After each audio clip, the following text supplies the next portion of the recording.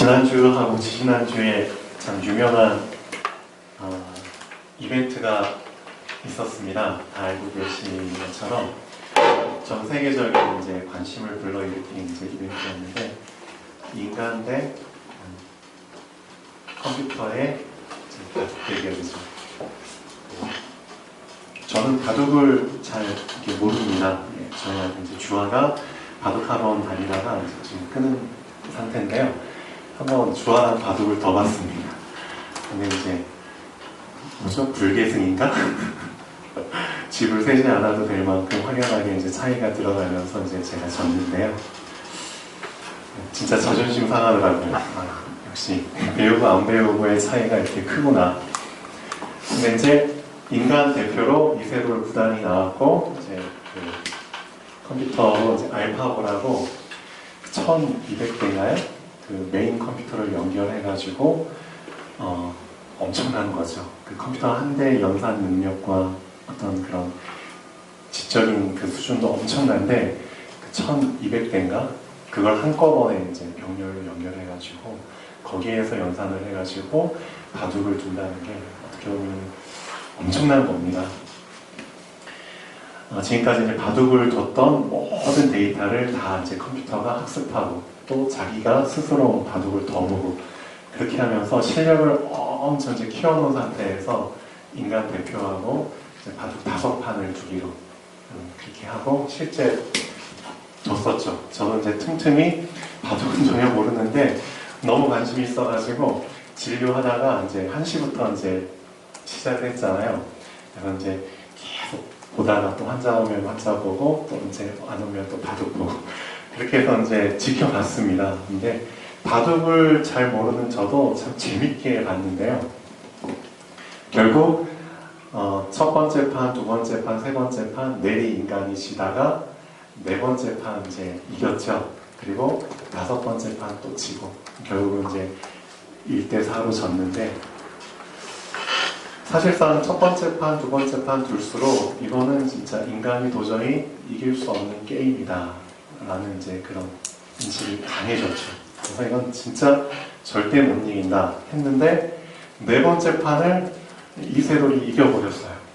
그때 그 뭐라고 할까, 우리나라 월드컵 8강, 4강 갔을 때 이제 그것보다 더 기쁠 정도로 사람들이 되게 환호했다고 하더라고요.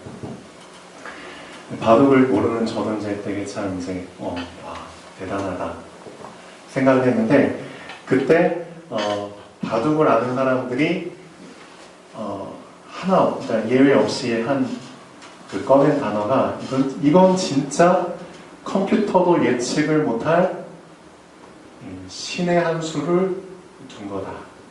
그 한 수로 말미암아 이제 딱 판이 뒤집힐 만큼 그 신의 한 수를 이제 이세돌이 이제 네 번째 대구에서 이제 뒀다고 하더라고요. 그리고 이제 게임이 다 끝나고 나서 이제 복귀를 하잖아요. 이제 그 나머지 다른 구단들도 많이 있는데, 그 사람들 이제 이 한 수로 말미암아 이제 판이 완전히 뒤집혔다. 그 신의 한 수. 보통 바둑을 두고 바둑을 잘 두고 동경하는 사람들은 이 한 수를 참 두고 싶어 하는 것 같아요. 평생에 나도 이런 신의 한 수를 한번 더 보고 싶다. 그게 꿈인 사람들이 좀 많은 것 같습니다. 이 수가 과연 어떤 수인지, 만약에 이 한 수를 딱 두게 되잖아요. 그러면은 아마도 저는 잘은 모르지만 그동안 바둑을 하면서 겪었던 고충과 힘든 것들이 싹 다 잊혀지지 않을까. 그 정도의 한 수, 이런 한 수를 다 두고 싶어 하는 것 같아요. 근데 제가 왜 이 말씀을 드리냐면은, 하나님께서 사실상 우리 인간들을 끌고 가실 때, 이 신의 한 수라는 건 하나님 입장에서 보면은 다 하나님의 한 수죠. 맞죠? 하나님이 두시는 수는 다 신의 한 수입니다. 말 그대로 하나님은 신이시기 때문에. 근데 사단이라는 놈은 우리도 알고 있는 것처럼 인간을 사실상 멸망시키는 지키기 위해서 참 이리저리 함정을 많이 하죠. 바둑으로 비유했을 때는 흙과 벽의 싸움인데, 그렇죠? 사단이 만약에 흙돌을 집었다면은 빠져나가지 못하도록 계속 사방으로, 그렇죠, 함정을 타고 몰아넣습니다. 인간적으로 봤을 때는 도저히 답이 없는 상황들이 참 수시로 펼쳐지죠. 진짜 도저히 답이 없다. 근데 하나님께서는, 그렇죠, 사단이 절대 예측할 수 없는, 그렇죠, 사단은 모든 계획을 세워서 이렇게 몰고 가면은 절대 답이 없어. 그래서 이 인간을 망하게 할 수 있어. 그렇게 계략을 세우고 사람들한테 자꾸만 이제 안 좋은 상황들을 만들어 가잖아요. 사람을 통해서, 사건을 통해서. 그래서 많은 하나님을 모르는 사람들이, 쉽게 말하면 하나님을 인정 안 하는 불신자들이 이런 함정에 빠져서 고난받다가 평생 인생이, 그렇죠, 고통받다가 삶을 마감을 합니다. 잘 되는 것처럼 보이지만, 내가 백집이 이기는 것처럼 보이지만 나중에 이제 판이 끝날 때쯤 되면은 대마가 잡혀있고, 예를 들면 싸그리 다 먹힐 수밖에 없는 그런 상황이 오죠. 인생도 마찬가지입니다. 내가 지금은 잘 되는 것처럼 보이지만 어느 한순간에 내가 외통수에 몰렸구나, 내가 다 뺏길 수밖에 없는 상황이 됐구나. 그래서 인생의 마지막 때에 무너지는 사람들도 꽤 많이 있죠. 그리고 인생의 초반부터 무너지는 사람들도 많이 있고요. 그러니까 결국은 다 무너진다는 겁니다. 그럴 때 사람들은 뭘 원하냐? 이 상황에서 나를 빠져나오게 만들 그 신의 한 수를 원한다는 거죠. 어떻게 하면 여기서 빠져나올 수 있을까? 어떻게 하면 나의 문제와 나의 힘든 이 상황 속에서 해방받을 수 있을까? 요리조리 고민을 하고 사람을 찾아가서, 또는 무속인들을 찾아가서, 그렇죠? 과학의 힘을 의지해서 해결해 보려고 합니다. 근데 답이 없다는 거죠. 사단을 이길 인간은 아무도 없습니다. 예. 근데 참 감사한 게, 하나님의 자녀들, 근데 그 하나님의 자녀들 중에서 오늘 읽은 본문 말씀처럼 두 가지 악을 행하지 않는 자녀들은 하나님이 항상 그들에게 신의 한 수를 준비해 주십니다. 그래서 두 가지 악을 절대 행하지 않는 게 가장 중요한 우리 인생의 목표이자 포인트입니다. 수많은 악을 우리가 사실은 행하고 있습니다. 근데 하나님도 그걸 알고 계시지만, 하나님은 그 나머지 악들을 거론하신 게 아니라 두 가지 악을 거론을 해주셨습니다. 이 두 가지로 말미암아 나머지 악들이 다 파생이 됐기 때문인데요. 그 두 가지 악이 하나님 입장에서 볼 때는 가장 큰 악입니다. 예. 바로 10계명 중에 1계명과 2계명을 어긴 악이기 때문입니다. 예레미야서 2장 13절 다시 한번 읽어보시죠.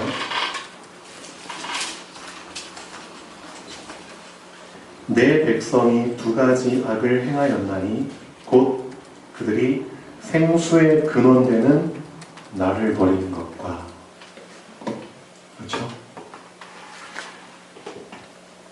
근원이 되는 하나님을 버렸다. 10계명 중에 1계명, 너는 나 외에는 다른 신을 네게 있게 말지니라. 다른 신을 섬기지 말라고 했죠. 그렇죠? 근데 하나님을 버리고 다른 신을 섬겨버린 겁니다. 이게 가장 큰 악입니다. 이것만 행하지 않는다면, 그렇죠? 항상 하나님을 붙잡고 있는다면 그 사람에게는 하나님이 항상 신의 한 수를 준비하시고 인도하십니다. 사단이 하나님의 자녀들을 멸망시키려고 온갖 장꾀로, 그렇죠, 함정을 타고 그걸로 유도를 합니다. 그래서 인간적으로 봤을 때도 전혀 답이 없다고 생각되는 그런 환경 속에서도 어떻게 된 게 진짜 절묘하게 하나님의 한 수로, 그렇죠, 그런 어려운 상황을 빠져나오게 하신 경험들을 많이 해보셨죠. 어떻게 보면. 두 번째 알은 어떤 알이죠? 스스로 웅덩이를 판 것입니다. 스스로. 생수의 근원을 우리가 저버리고 내가 스스로 웅덩이를 파서 거기에 물을 담아 놓는 겁니다. 그렇죠? 내 노력과 내 열심과 그런 부분들. 내가 스스로 하나님 대신에 우상을 만들고, 그렇죠? 많은 것들이 이제 우상이 되어져 가고 있는데, 지금 이 시대의 가장 큰 우상은 사실상 이 인간 대 컴퓨터의 대결에서 본 것처럼 지금 인류에게 있어서 가장 큰 우상은 사실상 과학입니다.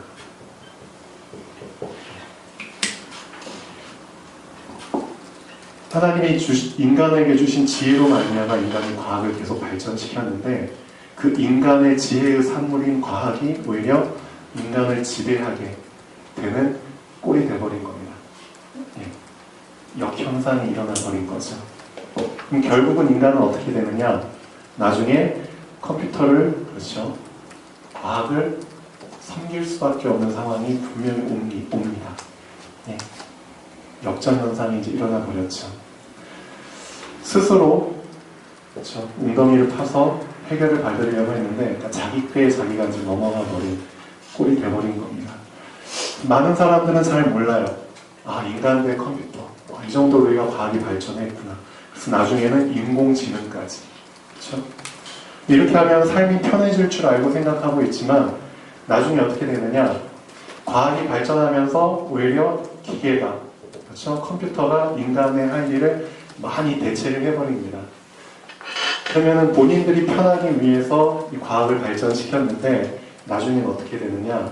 과학으로 말미암아 인간이 설 자리가 점점 줄어들게 되고요. 인간은 노예로 전락해버리게 됩니다. 장기적으로 봤을 때는 당연히 그런 결과가 없는데, 인간들은 거기까지 생각을 했겠죠. 했는데도 불구하고 당장 눈앞에, 그렇죠?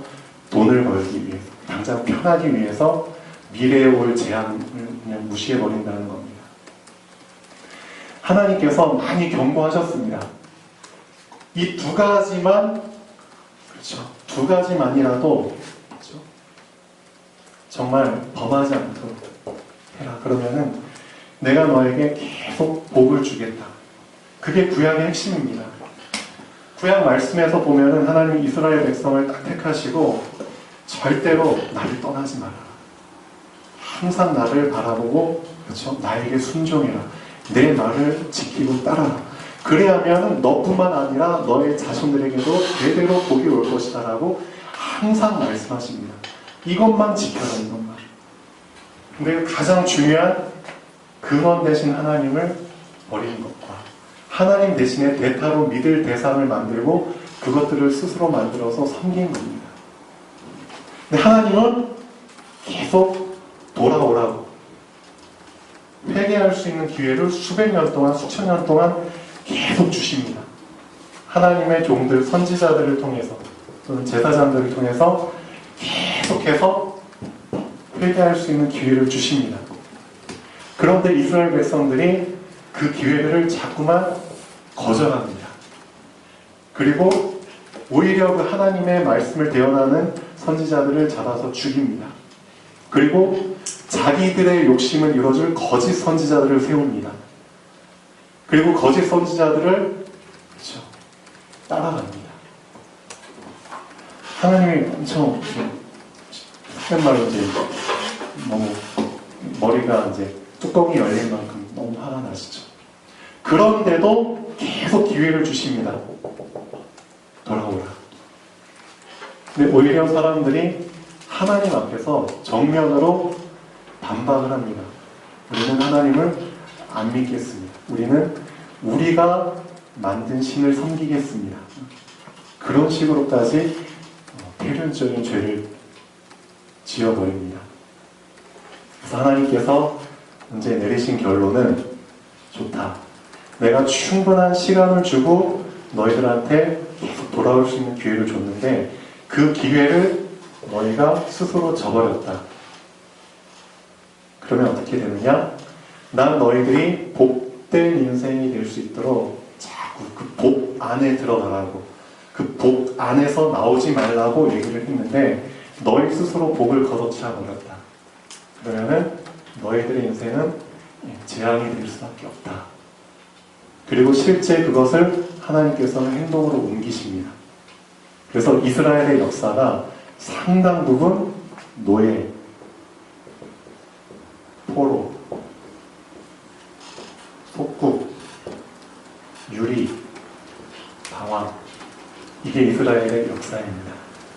이런 삶을 살게 됩니다. 하나님이 너무 리얼하게 구약 성경 보면은, 선지서 보면은 리얼하게 표현을 하십니다.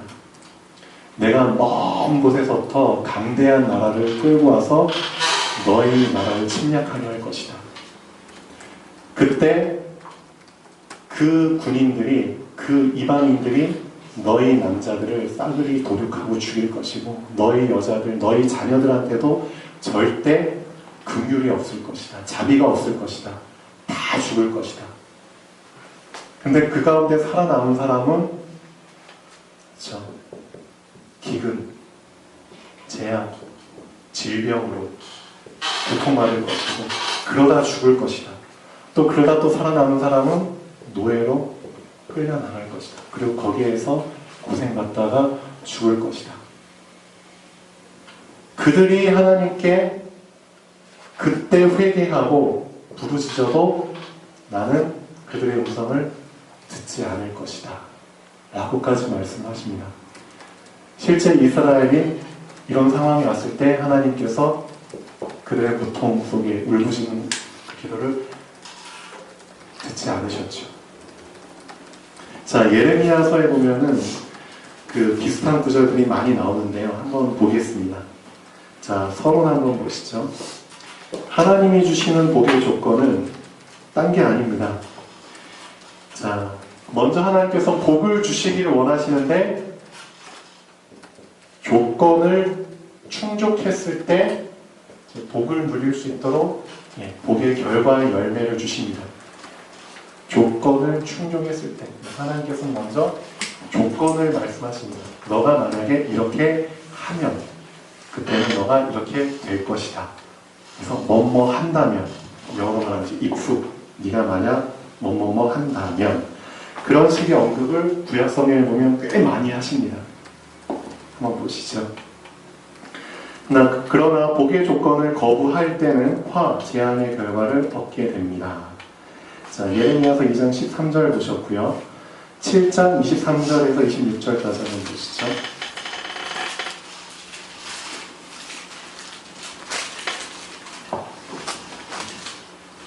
오직 내가 이것을 그들에게 명령하여 이르기를 너희는 내 목소리를 들으라. 그리하면 나는 너희 하나님이 되겠고 너희는 내 백성이 되리라. 너희는 내가 명령한 모든 길로 걸어가라. 그리하면 복을 받으리라. 먼저 조건을 거십니다. 내 목소리를 들으라. 내가 명령한 모든 길로 걸어가라. 그리해야지 복을 받으리라 하였으나 그들이 순종하지 아니하며 귀를 기울이지도 아니하고 자신들의 악한 마음의 꾀와 완악한 대로 행하여 그 등을 내게로 돌리고 그 얼굴을 향하지 아니하였으며 너희 조상들이 애굽 땅에서 나온 날부터 오늘까지 내가 내 종 선지자들을 너희에게 보내되 끊임없이 보내었으나 너희가 나에게 순종하지 아니하며 귀를 기울이지 아니하고 목을 굳게 하여 너희 조상들보다 악을 더 행하였느니라. 이게 하나님의 입장입니다. 예레미야 11장 10절에서 12절 그들이 내 말 듣기를 거절한 자기들의 선조의 죄악으로 돌아가서 다른 신들을 따라 섬겼은즉 이스라엘 집과 유다 집이 내가 그들의 조상들과 맺은 언약을 깨뜨렸도다. 그러므로 나 여호와가 이와 같이 말하노라. 보라, 내가 재앙을 그들에게 내리리니 그들이 피할 수 없을 것이라. 그들이 내게 부르짖을지라도 내가 듣지 아니할 것인지. 이게 이제 기차는 떠나간 겁니다. 너희가 편안할 때는 그렇죠? 하나님 찾지 않고 너희 마음대로 했다가 너희가 환란이 오니까 그제서야 나를 찾느냐, 그런 심보가 참 너무 괘씸하다는 거죠. 내가 너희들을 간절히 원할 때는 찾지 않다가 너희가 발등에 불이 떨어졌을 때 찾는, 그게 우리 인간의 심보라는 겁니다. 예레미야서 18장 6절에서 12절까지입니다. 자, 토기장이를 비유로 말씀을 하십니다. 여호와의 말씀이니라. 이스라엘 족속아, 이 토기장이가 하는 것 같이 내가 능히 너희에게 행하지 못하겠느냐. 이스라엘 족속아, 진흙이 토기장이의 손에 있음같이 너희가 내 손에 있느니라. 내가 어느 민족이나 국가를 뽑거나 부수거나 멸하려 할 때 만일 내가 말한 그 민족이 그의 악에서 돌이키면, 만약에 그렇게 한다면 내가 그에게 내리기로 생각하였던 재앙에 대하여 뜻을 돌이키겠고, 내가 어느 민족이나 국가를 건설하거나 심으려 할 때 만일 그들이 나 보기에 악한 것을 행하여 내 목소리를 청종하지 아니하면 내가 그에게 유익하게 하리라고 한 복에 대하여 뜻을 돌이키리라. 이렇게 말씀을 하십니다. 자, 예레미야 35장 15절에서 19절까지입니다.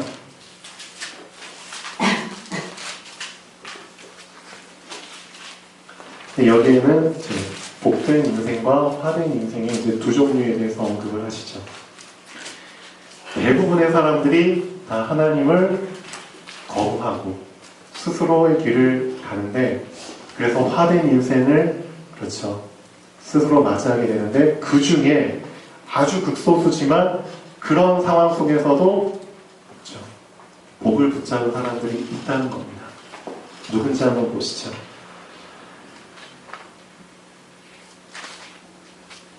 15절에서 19절까지입니다. 내가 내 종 모든 선지자를 너희에게 보내고 끊임없이 보내며 이르기를 너희는 이제 각기 악한 길에서 돌이켜 행위를 고치고 다른 신을 따라 그를 섬기지 말라. 그리하면 너희는 내가 너희와 너희 선조에게 준 이 땅에 살리라 하여도 너희가 귀를 기울이지 아니하며 내게 순종하지 아니하였느니라. 레갑의 아들 요나답의 자손은 그의 선조가 그들에게 명령한 그 명령을 지켜 행하나 이 백성은 내게 순종하지 아니하도다. 그러므로 만군의 여호와 이스라엘의 하나님께서 이와 같이 말씀하시니라. 보라, 내가 유다와 예루살렘의 모든 주민에게 내가 그들에게 대하여 선포한 모든 재앙을 내리리니 이는 내가 그들에게 말하여도 듣지 아니하며 불러도 대답하지 아니함이니라 하셨다 하라.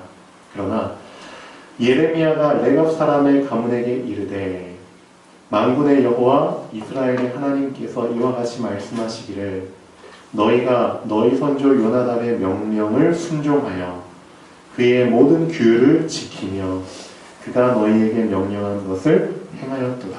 그러므로 만군의 여호와 이스라엘의 하나님께서 이와 같이 말씀하십니다. 레갑의 아들 요나답에게서 내 앞에 설 사람이 영원히 끊어지지 아니하리라. 그렇죠.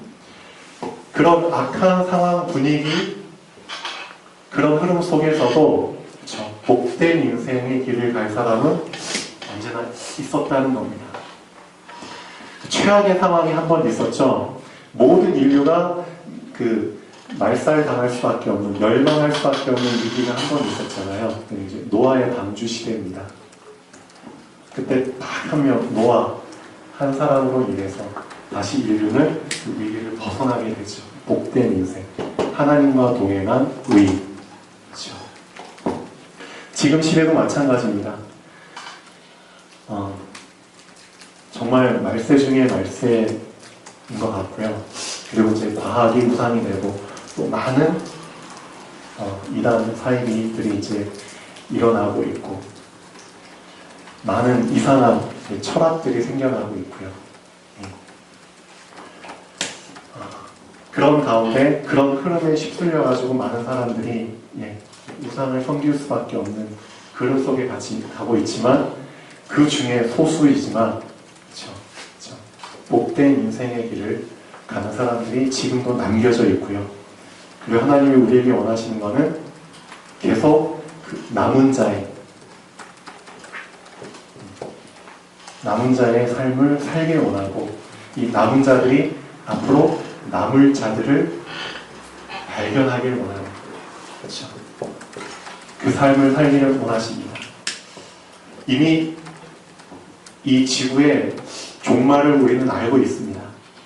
하나님은 계속 참고 계시는데요. 그러다가 하나님의 시간표가 됐을 때 분명히 이 지구는 종말을 맞이하게 됩니다. 요한계시록에 나온 것처럼. 그때가 언제인지는 모르지만 분명히 상당히 많이 가까웠다는 건 알고 있습니다.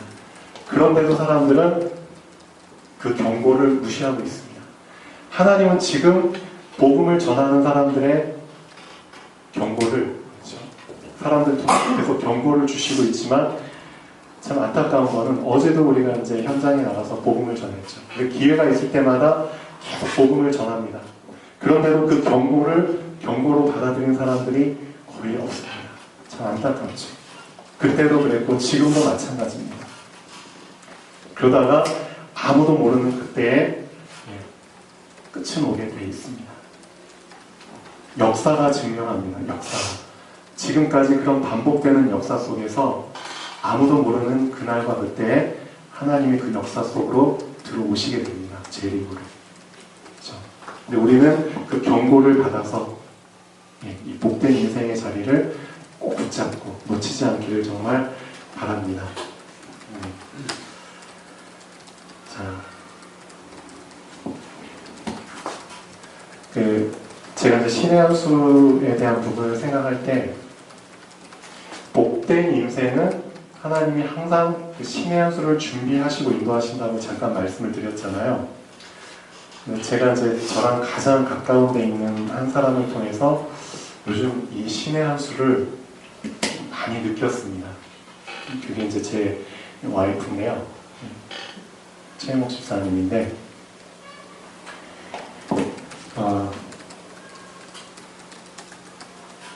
지금 이제 우리 최목 집사님 이제 44살 이제 됐고요.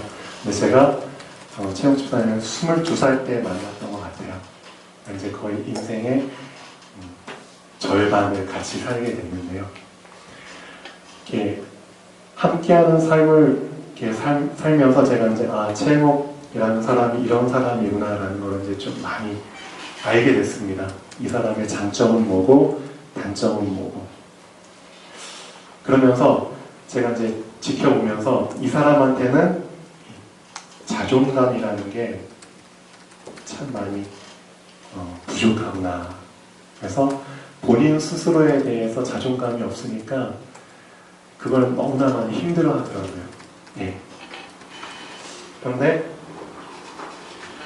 이제 복음을 듣고 복음 안에서 이제 믿음이 계속 생기면서 이런 부분들이 사실상 이제 많이 치유가 됐습니다. 치유가 돼서 힘들지만 제가 이제 이끄는 대로 잘 따라와 줬어요. 그런데 이제 여러분도 아시겠지만 저라는 사람이 되게 좀 앞뒤 안 가리고 이제 계속 앞으로 나아가는 그런 성격이잖아요. 그래서 따라오던 사람은 되게 힘이 듭니다. 근데 힘들어도 꾸역꾸역 잘 따라왔는데 어느 날 갑자기 이제 계속 거기에 대한 이제 한계를 느끼는 거예요. 우리 주엄마가 한계를 느끼고 자기의 삶에 대해서 이제 회의감이 이제 자꾸만 드는 거죠. 이렇게 사는 게 맞는지, 이게 진짜 신앙생활이 맞는지 너무 힘들다. 근데 그렇게 하면서 이제 자신을 자꾸만 이제 또 돌아보면서 자존감이 점점 없어지는 거예요. 열심히 했는데도 따라갔는데도 거기에 맞는 열매나 그런 것도 보이지 않고 점점 나는 힘들고. 그래서 예전에 있었던 그 영적 문제, 어떻게 보면 고질적인 문제를 이제 다시 되돌아가게 되는 거예요. 더 악한 안 좋은 상황으로 자꾸만 빠져들게 되는 거예요. 이제 저는 이제 그런 걸 보면서 이렇게 생각을 했죠. 솔직히 말씀드리면은 참 미안한 얘기입니다. 나는 잘못된 게 없어. 이 여자가 바뀌어야 돼. 이 여자가 잘못된 거고, 예를 들면은 이 여자가 부족하기 때문에 갱신하고 따라가야 돼. 바뀌어야 돼. 이 여자에게 믿음이 더 생기면은 될 수 있어. 이렇게 하고 또 이제 안 좋은 상황으로 본인이 계속 만들어가는 거예요. 그러면서도 하나 절대 놓치지 않았던 건 뭐냐면, 제가 봤을 때 하나님은 절대 놓치지 않더라고요. 하나님은 절대 놓치지 않더라고요. 근데 참 힘들죠. 하나님이 왜 응답을 안 주실까? 왜? 저도 참 그런 부분이 너무 많이 힘들었고 계속 기도를 하고 있었습니다. 근데 저는 어떻게 기도했냐면, 하나님, 내 행복을 바꿔주시고 믿음을 주세요. 그렇게 기도를 했는데, 제가 전혀 생각지 못했던 하나님의 신의 한 수를 요즘 두신 겁니다. 어떤 한 수를 두셨냐면은, 영준아, 행복이 잘못된 게 아니고 너가 잘못된 거다 라는 이제 한 수를 두신 겁니다. 그리고 그걸 보기 좋게 이 사건을 통해서 이제 드러내 주신 거죠. 얼마 전에 이제 우리 그 한 목사님을 우리가 알고 있잖아요. 그 목사님 사건을 통해서 하나님이 어떻게 보면은 그 목사님이 주인공이 아니고요. 전 이렇게 해석이 되더라고요. 최혜원이라는 한 여자를 회복시키기 위해서 하나님이 그런 이벤트를 사실상 우리 교회에 주신 게 아닌가라는 생각을 했습니다. 사실 저나 여기 있는 사람들의 이제 성향으로 봤을 때는, 신앙의 색깔로 봤을 때는 어떻게 보면 이런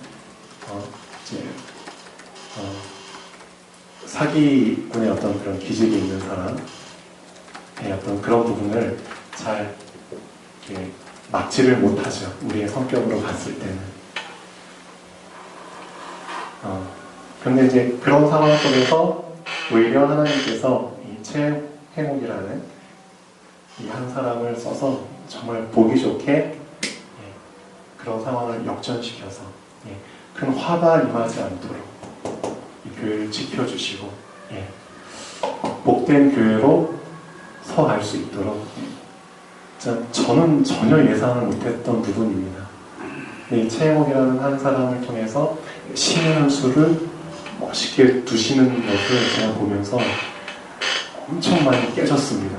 그리고 정말 이제 하나님께 회개 아닌 회개를 참 많이 드렸죠. 그래서 참 너무 대단하신 분이다. 최혜목이라는 한 사람의 인생을 하나님이 알고 계시는데, 그 인생 속에서 첫 번째 근원 되신 하나님을 놓치지 않고, 그리고 얼마나 본인이 답답했겠습니까? 그래서 이 방법 저 방법 다 쓰면서 할 수 있었지만, 그래도 회복은 진짜 하나님으로부터 내가 회복되지 않으면 난 바뀔 수 없다는 고백을 참 많이 하더라고요. 그래서 하나님이 주셔야지만 난 바뀔 수 있어. 스스로 웅덩이를 안 탄 거죠.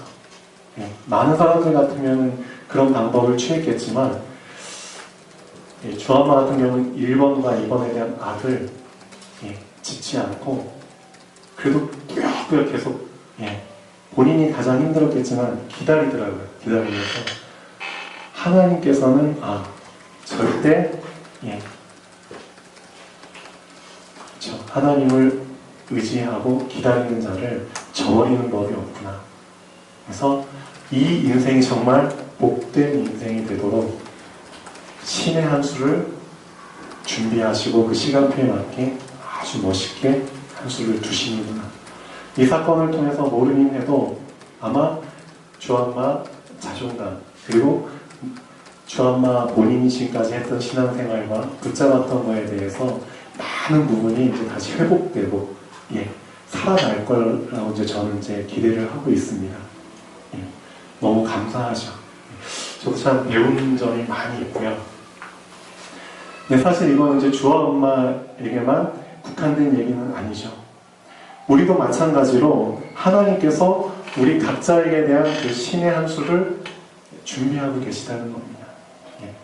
그런 한 수를 하나님의 시간표에 맞게 분명히 두실 수 있으실 텐데, 우리가 절대 놓쳐서는 안 되는 부분은 이 두 가지라는 거죠. 어떤 상황이 와도 근원을 놓치면 안 된다. 어떤 상황이 와도 스스로 웅덩이를 파면 안 된다는 거. 이게 하나님이 내거신 조건입니다. 이 두 가지 조건만 지킨다면, 그렇죠? 너희는 복을 떠나지 않을 것이고 복이 항상 너희와 함께 할 것이다. 그 복된 토양 위에서 뭘 심어도, 그렇죠? 때에 따라서 과실을 맺는 것처럼 너희도 그런 복된 인생이 될 수 있다고 말씀하십니다. 사실은 그게 구약의 핵심이죠. 근데 그런 부분을 많이 놓치고 있었습니다. 서론 2번 한번 보시죠. 하나님의 목표인 말씀, 즉 그리스도 안에 들어온 자는 복된 토양에 심겨진 씨와 같습니다. 그 씨가 어디에 심겨지냐에 따라서 다른데, 아무리 씨가 좋아도 황폐한 토지에 심기게 되면 자랄 수가 없죠. 그리고 시냇가에 심은 나무와 같습니다. 시편 1편 1절에서 3절까지 한번 보시죠. 시편의 제일 처음 1편에서 복에 대해서 언급을 하고 있죠. 가장 유명한 시편입니다. 복의 시편이죠. 복 있는 사람은 악인들의 꾀를 따르지 아니하며 죄인들의 길에 서지 아니하며 오만한 자들의 자리에 앉지 아니하고 오직 여호와의 율법을 즐거워하며. 하나님이 원하시는 거죠. 너희는 내 말을 들으라. 내 계명을 순종하라. 그렇죠? 율법을 즐거워하여 그의 율법을 주야로 묵상하는 자로다. 이 사람은 어떤 사람이냐? 예를 들어서 말씀하시죠. 그는 시냇가에 심은 나무다. 포인트는 그겁니다. 나무가 심겼는데 어디에 심겼냐? 시냇가에 심겼다는 거죠. 씨가 뿌려졌는데 어디에 뿌려졌느냐? 비옥한 토양에 뿌려졌다는 거죠. 같은 의미입니다. 시냇가는 항상 물을 머금고 있습니다. 맞죠? 항상 물이 공급이 됩니다. 생수의 근원되는, 그렇죠? 똑같은 표현이죠. 그 시냇가에 심긴 나무는, 즉 하나님의 목표인 말씀, 그 그리스도 안에 들어온 자는, 그렇죠? 시절을 따라 과실을 맺으며, 즉 하나님의 시간표에 맞게 열매를 맺는 겁니다. 하나님의 시간표에 맞게 하나님께서는 위기 때마다 신의 한 수로 탁탁탁 어려움을 해결해 주시며, 그 어려움이 해결되는 그 상황을 통해서 전화위복을 만드시죠. 화가 복으로 되시는, 그렇게 하면서 열매를 자꾸만 만들어 가십니다. 그게 우리 인생의 사실은 목표입니다. 똑같은 표현들이죠. 사실은 철을 따라 열매를 맺으며 그 잎사귀가 마르지 아니하는 같으니. 열매는 사실 철을 따라 맺게 되어 있는데요, 중요한 포인트, 잎사귀는 항상 마르지 않습니다. 열매는 열매를 맺는 때가 있지만 열매를 맺지 않는 그 때에도 잎사귀는 마르지 않습니다. 잎사귀가 마르지 않는 이유는 항상 물이 공급되고 있기 때문이죠. 그 두 가지가 상당히 중요합니다. 하나님은 우리를 통해서 분명히 열매를 맺게 하시는 시간표도 있지만, 그렇죠? 눈에 보이는 열매는, 보이지 않는 열매는, 열매가 맺히지 않는 그 순간에도 우리는 항상 촉촉한 상태로 있습니다. 왜냐? 생수의 근원을 놓치지 않는다면. 그렇죠. 항상 생수가 공급되고 있기 때문에 그 사람이 진짜 복된 사람입니다. 시냇가에 심은 나무가 철을 따라 과실을 맺으며 그 잎사귀가 마르지 아니함 같이, 하나님의 목표 안에 들어온 인생은 시간표에 따라 인생의 열매를 맺게 하십니다. 이 말씀을 정말 지금 우리한테 적용을 해본다면 사실상 세 가지를 놓치지 않으시면 됩니다. 본론 이제 오늘 한번 보실 텐데요. 복음을 정확히 이해하라. 나의 인생의 목표에서 이제 세 가지 본론을 주셨는데 그 세 가지 본론을 요약을 해보겠습니다. 복음을 정확히 이해하라. 즉, 복음을 정확히 이해하면 모든 것을 이해하는 것이다. 복음을 이해하고 각인되는 것이 가장 중요하고 하나님이 원하시는 것이다 라고 하셨는데요. 복음을 이해한다는 것은 사실상 한마디로 표현하면은 이겁니다. 성령께서 네 안에 들어오셨다. 이런 겁니다. 그게 바로 복음을 가장 정확하게 이해하는 겁니다. 내가 복음을 듣고 그리스도를 그렇죠 믿을 때 그 그리스도의 성령께서 네 안에 들어오시고 너와 함께 계시는 게 복음을 가장 정확하게 이해한 겁니다. 그래서 본론 1번의 핵심은 성령의 내주하심입니다. 즉 생수의 근원, 그렇죠? 그 근원을 계속 붙잡고 있는 것. 너의 근원이 하나님이시고 그 근원 대신 하나님이 지금 너 안에 너와 함께 계시다. 1번입니다. 그 다음에 2번 영적 DNA를 갖추라. 영적인 힘. 그렇죠? 이 2번의 핵심은 성령의 인도입니다. 너 안에 거하시는 하나님께서 너를 인도하신다는 겁니다. 그 성령의 인도가 어떤 시간표로 진행이 되느냐? 천명, 소명, 사명의 시간표로 계속 발전해 나갑니다.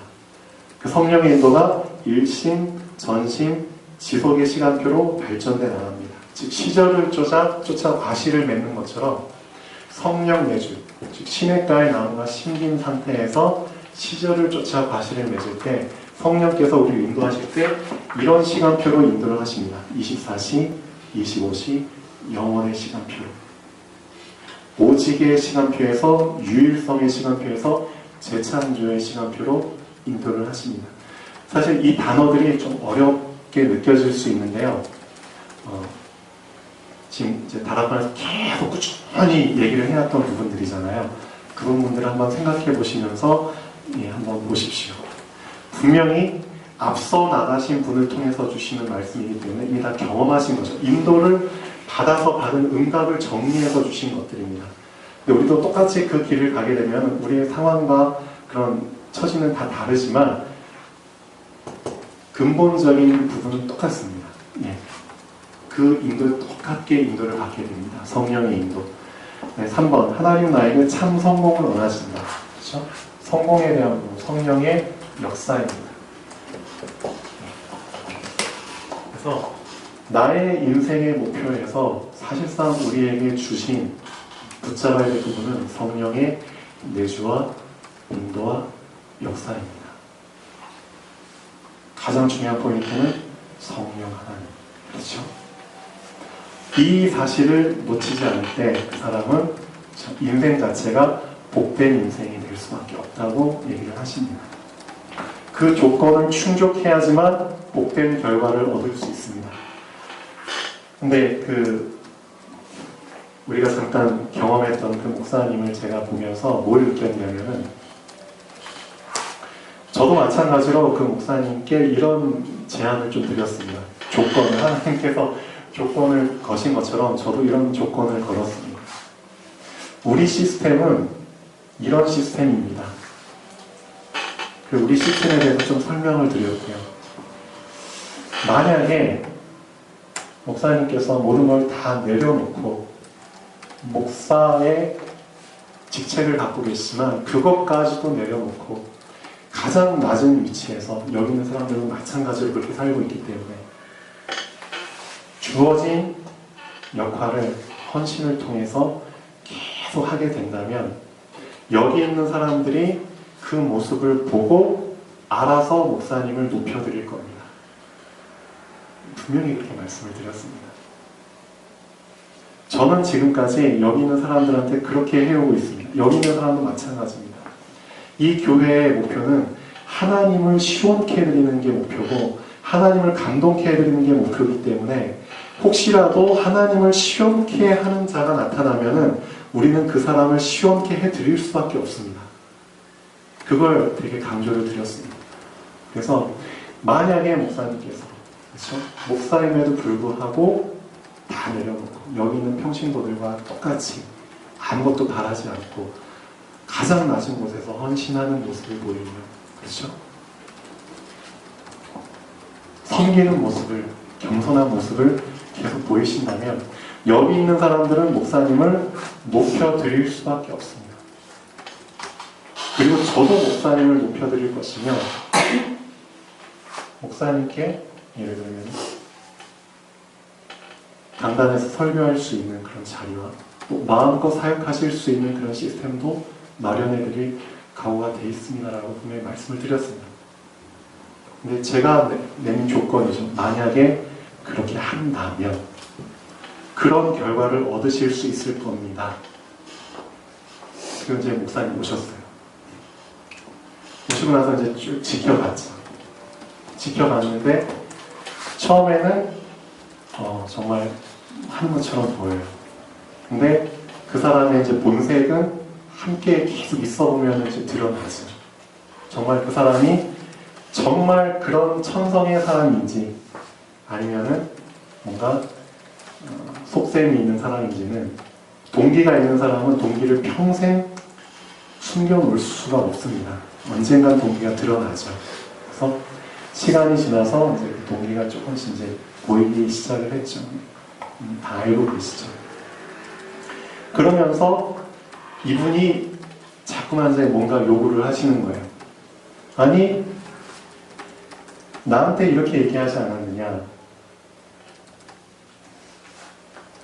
강단권에 대한 부분, 설교할 수 있도록.